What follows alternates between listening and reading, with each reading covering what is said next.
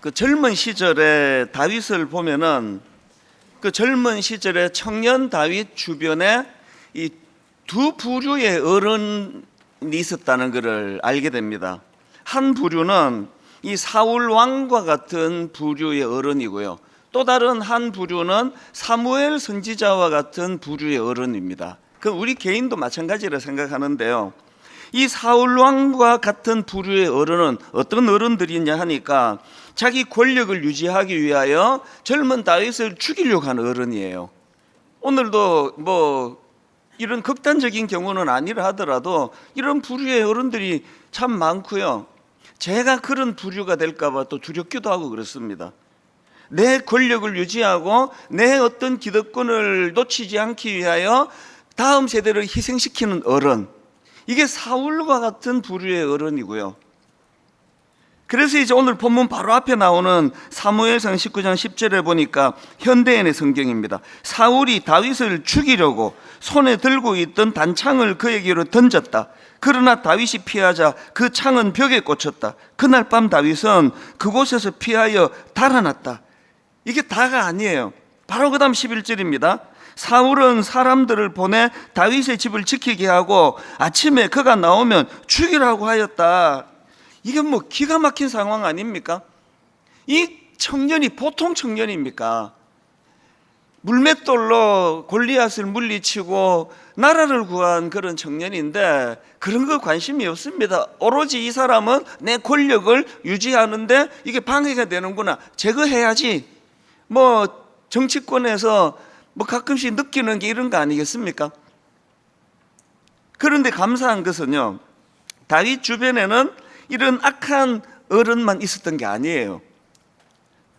다윗 입장에서 그 절망의 순간에, 아니 왕이 자기를 죽이겠다고 창을 실제로 던졌잖아요. 창을 던지고 살해 위협을 느끼고 하는 그 절망적인 상황에 다윗 주변에는요, 찾고 싶은 어른이 있었다는 것입니다. 그게 사무엘 선지자예요. 이게 오늘 본문이고요. 자, 오늘 본문 사무엘상 19장 18절입니다. 다윗이 도피하여 라마로 가서 사무엘에게로 나아가서, 그리고 그는 뭘 하느냐 보니까요, 사울이 자기에게 행한 일을 다 전하였고 다윗과 사무엘이 나요스로 가서 살았더라. 여기 참 저는 이게 막 상상이 돼요. 다윗이 이런 기가 막히는 어른 때문에 상처를 막 엄청 받았더니 떠오르는 어른이 있는 거예요. 그래서 사무엘에게 갔어요. 그리고 그 다음 보니까요, 사무엘에게로 나아가서 사울이 자기에게 행한 일을 다 전하였고 일러 바친 거예요. 난 못 살겠습니다. 뭐 이런 어른이 다 있습니까? 난 뭘 잘못했습니까? 막 울면서 그렇게 하소연했을 거라고 생각을 합니다. 여러분, 이 위기의 순간에 찾아갈 어른이 있었다는 게 그 청년 다윗에게 얼마나 위로가 됐겠습니까? 이 상처 입은 청년 다윗이 찾았던 사무엘 선지자, 그래서 이 사무엘에 대한 묵상을 많이 하다가 보니까요, 이 사무엘 선지자는 현역으로 활동할 때도 참 훌륭한 그런 역할을 했던 지도자였지만 은퇴 이후에는 더 귀했습니다. 사실 사무엘은 마음먹기에 따라서 더 큰 권력을 탐할 수 있는 그런 위치에 있었지만, 그러나 그는요, 여기까지가 내 할 일이다, 딱 한계를 끊고, 그리고는 이제 그 보통 낙향이라 그러잖아요. 자기 고향으로 내려가서 거기서 사람 키우는 일에 전념했던 인물이 그게 사무엘이에요. 그래서 오늘 본문 19절에 보면은 어떤 사람이 사울에게 전하여 이르되 다윗이 라마 나요스에 있더이다 하매, 여기 나오는 이 라마 나요스 합성어예요. 라마는 사무엘 선지자의 출생지, 고향 이름입니다. 그러니까 뭐 지방에서 올라오신 분, 부산, 뭐 광주, 뭐 대구, 이 고향 이름이에요. 그리고 나옳, 이거 한마디로 말하면 기숙사입니다. 여기서는. 그러니까 라마 나요스는요, 사무엘이 은퇴하고 자기 고향 라마에 내려가서 세운 후배들을 위한 선지자 학교예요. 다윗이 자기 권력 유지의 급급에서 죄도 없는 청년을 다윗을 죽이려고 하는 그 절망적인 상황을 경험했을 때 떠올려졌던 게 사무엘 선지자고요. 사무엘 같은 어른이고, 그리고 그가 세운 라마 나요시예요. 그래서 저는 지난 5주 동안에 제 마음에 이제 막 너무, 저는 뭐 열대야라서도 잠을 잘 못 잤지만 이게 너무 벅차가지고요. 이제 분당 우리 교회는 라마 나요시 되기를 원합니다. 하나님, 분당 우리 교회는 상처 입은 자들이 쉼터처럼, 그리고 상처 입은 자들이 피난처처럼 생각하는 그런 교회가 되기를 원합니다. 여러분, 예전에 우리가 어릴 때는 주일학교가 부흥하던 때가 있었거든요. 이야, 대단했습니다.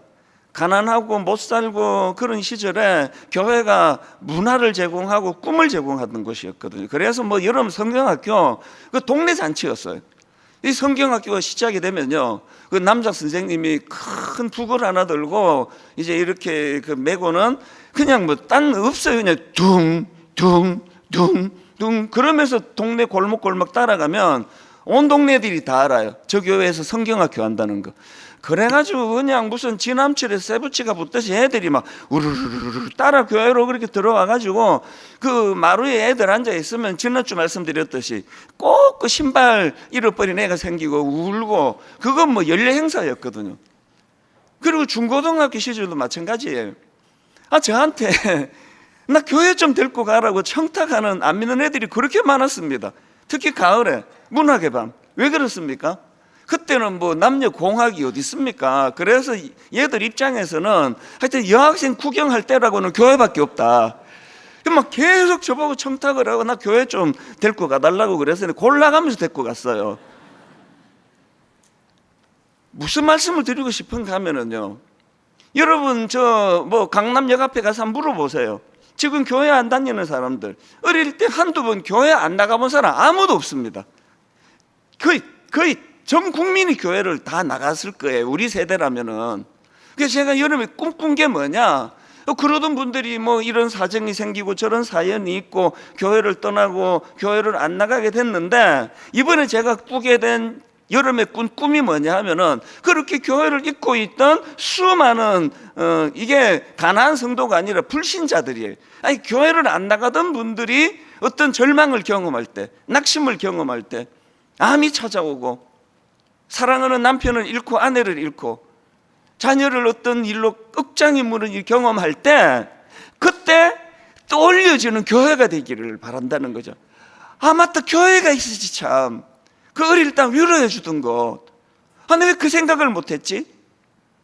이게 상처받은 자들의 피난처 같은 교회 아닙니까? 오늘 분당 우리 교회가 오늘부터라도 이제 상처 입은 자들의 피난처가 되기 위해서는요, 이제 평소에는 잊고 있다가 어떤 낙심된 일, 절망적인 일을 만날 때, 참 분당 우리 교회가 있었지. 그때 만났던 어떤 그 집사님이라 그러던가 권사님이라 그러던가. 예전에 제가 한번 말씀을 드렸는데요, 옥하는 목사님 소천하시기 전에 제가 이제 착각이 돼갖고 목사님 돌아가신 직후라고 생각했는데 돌아가시기 직전이에요. 그때 제 아내와 함께 이제 병원으로 사모님을 찾아뵀더니 그 사모님께서 이제 예배를 같이 드리자가 그러시면서 울먹이면서 이 찬양을 불러달라고, 기억나실 겁니다. 찬송가 96장이요.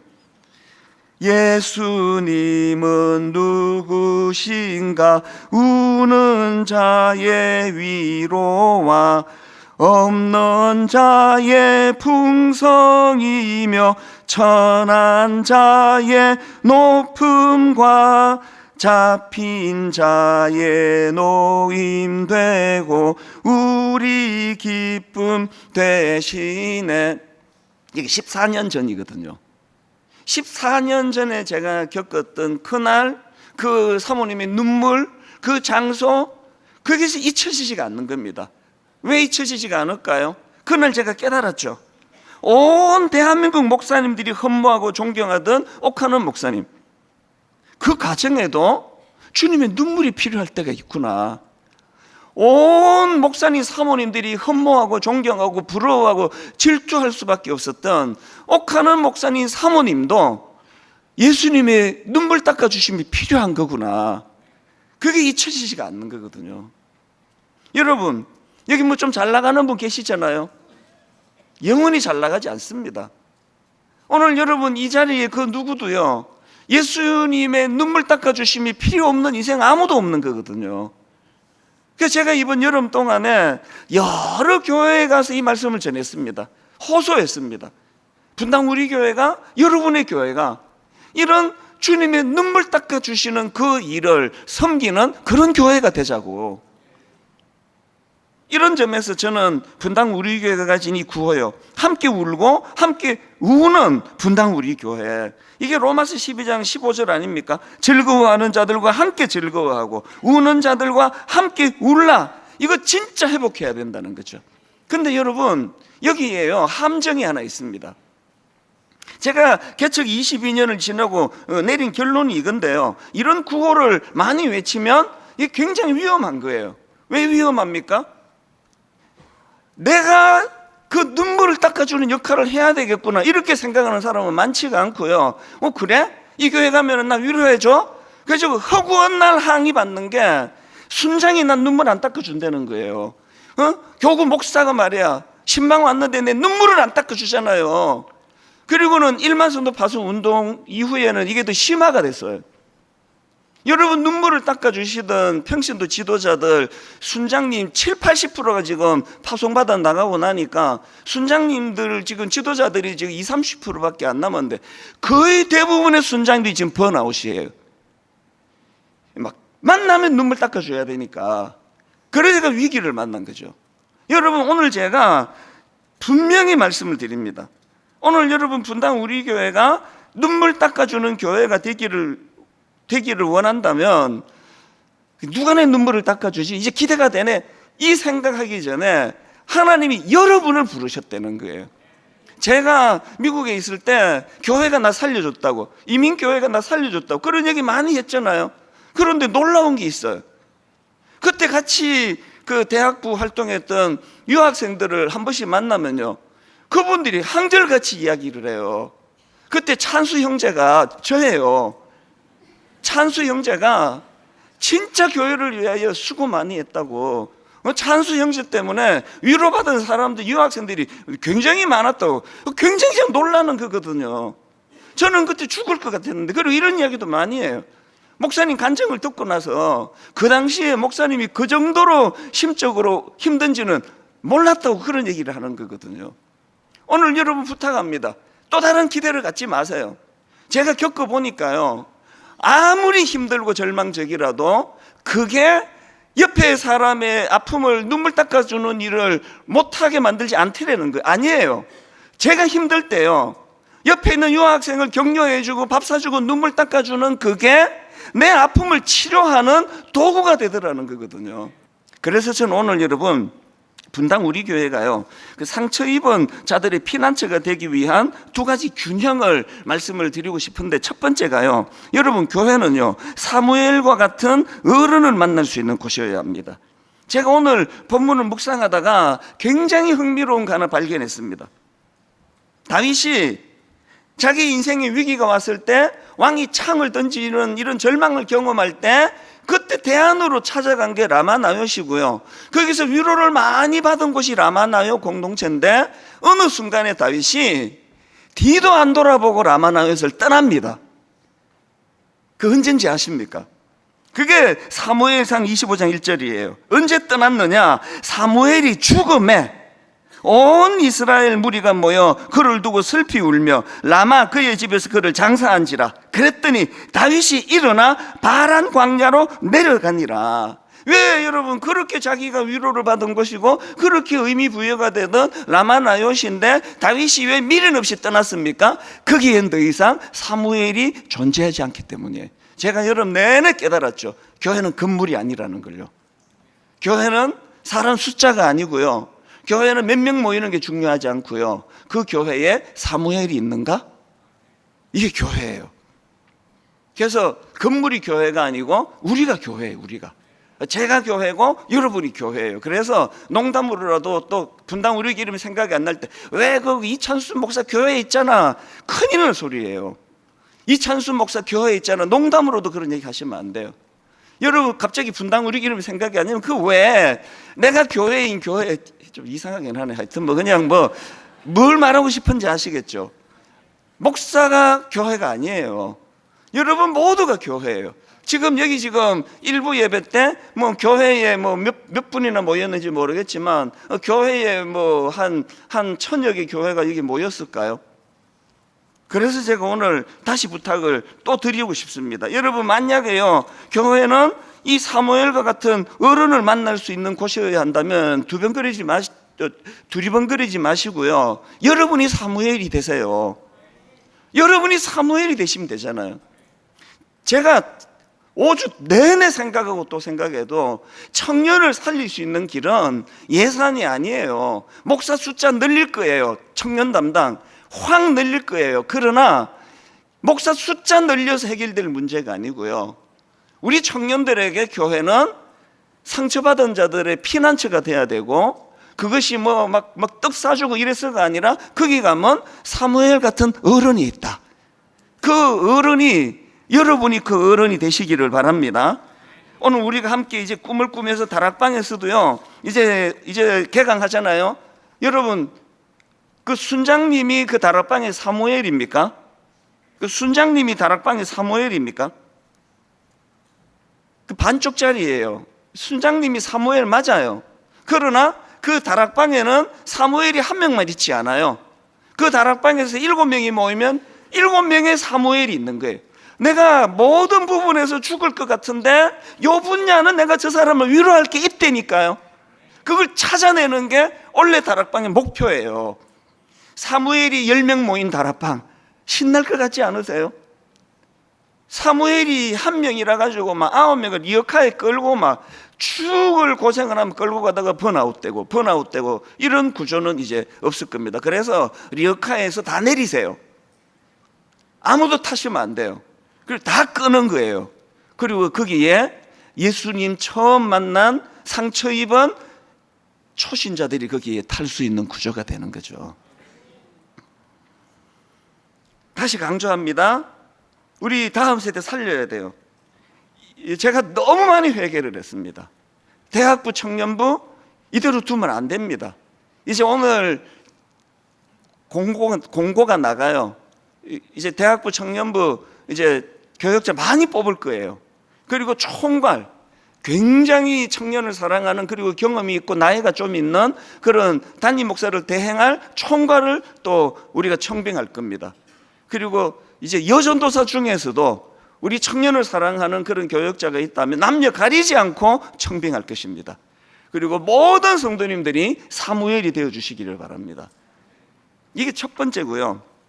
두 번째로 교회가 상처 입은 자들의 피난처가 되기 위해서는 첫째, 그 사무엘 같은 어른이 모인 교회가 되어야 되는 동시에 둘째, 여러분 교회는요 영적인 능력이 나타나는 곳이어야 된다는 거죠.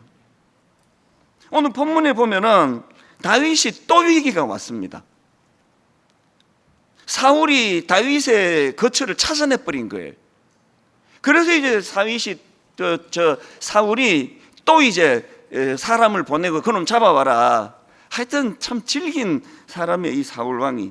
그래서 이제 다윗을 잡으려고 전령을 보냈는데요. 그랬더니 거기서 강력한 성령의 역사가 일어납니다. 그게 본문 19절 20절입니다. 어떤 사람이 사울에게 전하여 이르되 다윗이 라마 나요스에 있더이다 하매 사울이 다윗을 잡으러 전령들을 보냈더니 그들이 선지자 무리가 예언하는 것과 사무엘이 그들의 수령으로 선 것을 볼 때에 하나님의 영이 사울의 전령들에게 임하매 그들도 예언한지라. 이런 일이 3번이나 있었습니다. 심지어는요 23절입니다. 사울이 라마 나요스로 가니라 하나님의 영이 그에게도 임하시니. 하나님의 영, 성령이요 사울을 위해서 임하신 게 아니에요. 이 본문에서는 다윗을 보호하기 위해서 임하신 거예요. 여러분 오늘 교회가요 사무엘 같은 어른이 필요해요. 그러나 여러분 교회가 사무엘 같은 어른이 포진하고 있다고 교회가 아니에요. 교회는 주님의 이름 없이는 설명할 수 없는 성령의 역사를 경험하는 게 교회예요. 이걸 지난 학기 마지막 부분에 계속 강조해 온 거 아닙니까? 만약에 교회가 영적인 능력이 나타나는 곳이어야 한다면 여러분 어떻게 해야 됩니까? 아까는 여러분이 사무엘 되도록 성숙을 향하여 꿈꿔야 되고, 그리고 여러분 만약에 교회가 성령의 역사, 영적인 능력이 나타나는 곳이어야 한다면 여러분 모두가 다 이 영적인 능력을 사모해야 돼요. 교회에 임할 하나님의 역사, 이름의 능력을 사모해야 돼요. 그래서 제가 계속 말씀드리고 아까 영상으로도 보여드리고 예배 살려야 돼요. 지각하시면 안 됩니다. 절대로 지각하시면 안 됩니다. 그리고 예배를 살리는 것도 중요하고 지각하지 않는 것도 중요한데, 더 중요한 건 매 예배 때마다 기대감을 가지는 거예요. 오늘 예배 가운데 어떤 역사가 일어날 것인가. 오늘 예배 가운데 내가 교회가 너무 커가지고 사무엘 같은 그런 어른을 내가 이 교회에서 못 만난다 할지라도 괜찮아요. 왜? 어른 중에 어른 되시는 성령이 계시니까요. 예배 가운데 여러분을 만져주시고 싸매어 주셔서 회복이 일어나고 치유가 일어나고, 그래서 그 귀한 청년 다윗을 보호하기 위하여 사울을 감동시켜 역사하시는 그 하나님의 역사가 오늘 예배 가운데 저에게 임하고 우리 아들에게 임하고 우리 딸에게 임하기를 원합니다. 그래서 분당 우리 교회에서는 예수님 이름 없이는 설명할 수 없는 많은 일이 일어나기를 바랍니다. 그래서 우리가 베드로처럼 사도행전 3장 6절이에요. 베드로가 이르되 은과 금은 내게 없거니와 내게 있는 이것을 너에게 주노니 나사렛 예수 그리스도의 이름으로 일어나 걸어라. 제가 두려워하는 거, 분당 우리 교회 은이 너무 많아졌어요. 초창기에는 안 그랬는데요. 건물도 없고 학교 빌려 쓰고 그랬는데 지금은 분당 우리 교회 금이 너무 많아요. 막 정치적으로도 영향력 있는 분들이 많이 계시고요. 경제적으로도 많이 계시고, 숫자도 지금 1만 성도 파수 운동하고 3,900명으로 줄었는데 지금 2배 가까이 늘어났어요. 이 등록도 안 받는데도 계속 예배가 늘어나고 너무너무 그냥 풍성해요.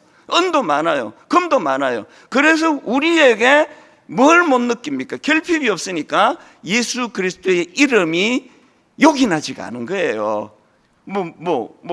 여러분 그 아들 딸들이 지금 믿음이 없는 건 너무 당연한 거예요. 여러분 아들 딸에게 은과 금으로 그냥 도배를 해주는데 그 아이에게 예수님 이름이 왜 필요하냐고요. 이게 반성해야 될 가장 무서운 반성이에요. 여러분 아들이 예수님 이름이 필요합니까? 지금 엄마 아빠가 은도 있고 금도 있고 입시 정보 모든 걸 다 해주는데 이 아이가 기도가 왜 필요하냐고요. 오늘 우리 다음 세대에게 결핍을 줘야 돼요. 예수님 이름 없이는 절대로 할 수 없는 낙심을 경험하게 해줘야 돼요. 다윗을 보세요. 사무엘상 17장 45절.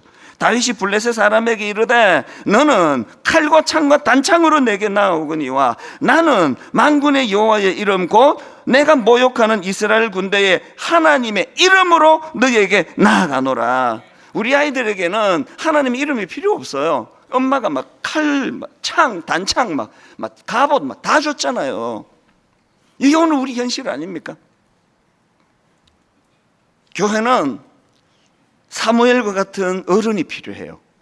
그와 동시에 그 어른이 경험한 엄마 품에 안긴 아기가 고요와 평안. 그래서 제가 설교 순서를 예전 같았으면 오늘 걸 복귀 첫 주에 했을 거예요. 이게 지금 바뀌었잖아요. 우리가 아이들에게 은도 주고 금도 주고 이게 아니에요. 어른이 먼저 엄마 품에 안긴 아기와 같은 고요와 평안을 경험해야 돼요. 그래서 저 아이들이 당황스러운 일을 만날 때 그 문제가 바로바로 해결이 돼서 애들이 기뻐하는 게 아니라 우리 엄마 보니까 평온하네, 우리 엄마 보니까 내면이 고요하네, 이거 큰 문제 아닌가 보다. 이걸 주는 것이 우리의 목표가 되기를 바랍니다.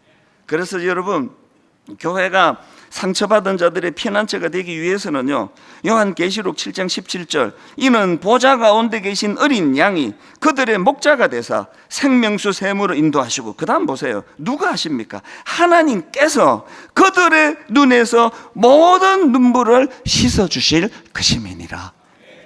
이걸 가르쳐주는 그분이 어른이에요.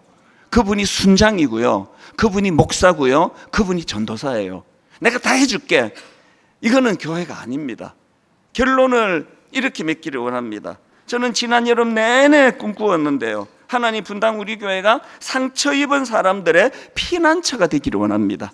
그래서 두 가지, 이제 하나님 이 교회는 사무엘과 같은 어른을 만날 수 있는 공동체가 되기 원합니다. 그럴 때 여러분이 누가 또 나를 이렇게 좋은 어른이 돼서 도와주시가 아니라 여러분이, 힘드신 여러분이 내가 사무엘이 될 거야. 내가 다윗과 같이 나보다 더 절망적인 일을 당한 저 사람에게 내가 사무엘과 같은 영적으로 내가 어른이 될 거야.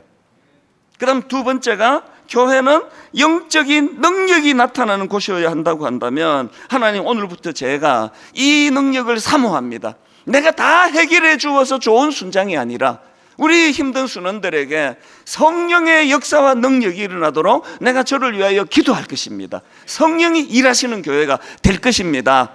오늘 여러분 이 말씀들을 한번, 제가 오늘 설교를 짧게 하기로 결심을 했는데요, 왜냐하면 길게 하면 다시 안 들을 것 같아서 집에 가서 정신 차리고 다시 들으세요. 메모하세요. 그리고 듣고 흘리지 말고 이번 한 학기 내내 같이 꿈꾸시기를 바랍니다. 청년들은 시퍼렇게 눈 떠서 메모 다 해가지고 내가 약속을 지키나 안 지키나 여러분들이 저한테 와서 따지시라고요. 이렇게 이게 말만 이렇게 가느냐 진짜 가느냐. 여러분들이 이 말씀을 가지고 우리 가정에도 이 원리가 그대로 적용이 돼요. 세상에서 제일 쉬운 게 아버지가 되는 거더라고요. 엄마가 되는 것도 힘들어요. 10달 동안 막 수고해야 되고 막 해산의 고통을 당해야 되는데, 아버지 되는 건요 그냥 분만실 앞에 가서 가만히 앉아 있으니까 저절로 아버지가 되더라고요. 세상에서 제일 쉬운 게 아버지인데요, 세상에서 제일 어려운 게 그 아이들에게 어른이 되는 거더라고요. 세상에서 제일 어려워요. 아버지 되는 거 쉬워요. 이제 우리 아들에게 우리 딸에게 어른이 되자고요. 이제 우리 아들에게 우리 딸에게 사무엘이 되자고요.